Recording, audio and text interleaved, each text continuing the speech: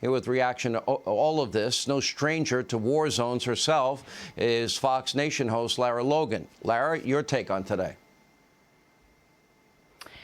Well, Sean, you know what I didn't hear in the hearing today? I didn't hear an apology to the Afghan people for the lies that have been told about them. I didn't hear an apology to the democratically elected president of Afghanistan, Amrullah Saleh, who has not quit and is still in the fight. I didn't hear an apology to all the American servicemen, the veterans and the active duty soldiers who have literally stood shoulder to shoulder with the Afghan Special Operations Forces, who are still fighting today, and apologize to them for dragging them down in the absolute shame of betrayal, which is where we are. And you know what else we didn't hear? Any mention of what we're going to do about it, right? Everybody's acting like this is over. It's some kind of done deal. And so, you know, we need accountability. But what about we need action to reverse what's happened now?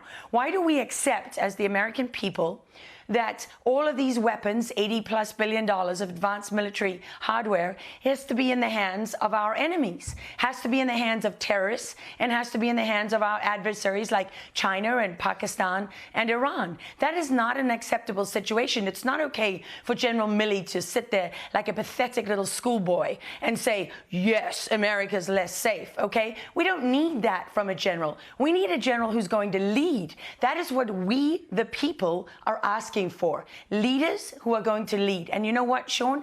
They're going to get accountability. We, the people, are going to get accountability because it's their government. It's actually their military, and it's actually their institutions. And I want everybody to know that the president of Afghanistan, who is the democratically elected leader, he called me. He watched the hearings today. And he called me to offer his thanks to the American people and to the congressmen on both sides of the aisle, Democrat and Republican, who had the courage to stand up for what was right and to get some degree, some tiny little bit of the truth. And he wanted me to tell you on his behalf that he is very grateful because he never lost his faith in the good of what America stands for and believes in.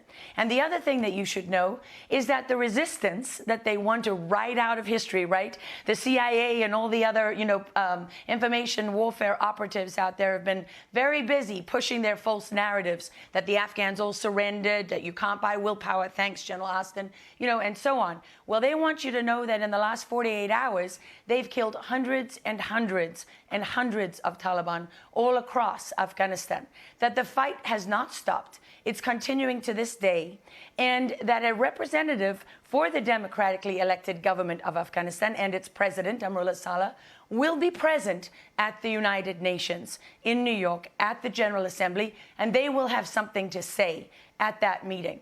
And, one thing, Sean, that is being left out of this whole conversation that is the most critical of all when it comes to what we do moving forward is Pakistan. Because the truth is, yes, there was corruption in Afghanistan. People can point fingers at the resistance, at the Taliban, and so on, and there's plenty of blame to go around, right, and accountability.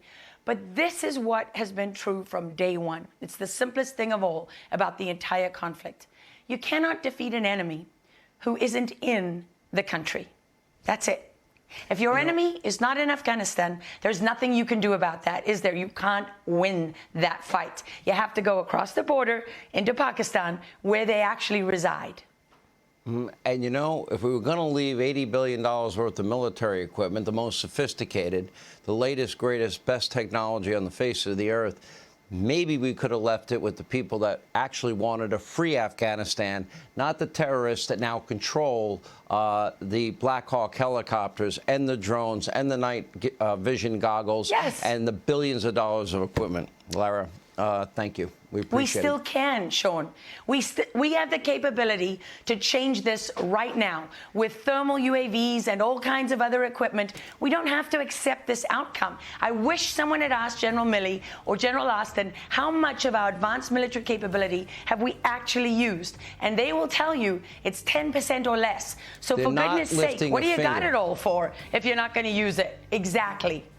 They're not lifting a finger. They've abandoned our fellow Americans. They've abandoned their families. They've abandoned green card holders. They've abandoned our Afghan allies.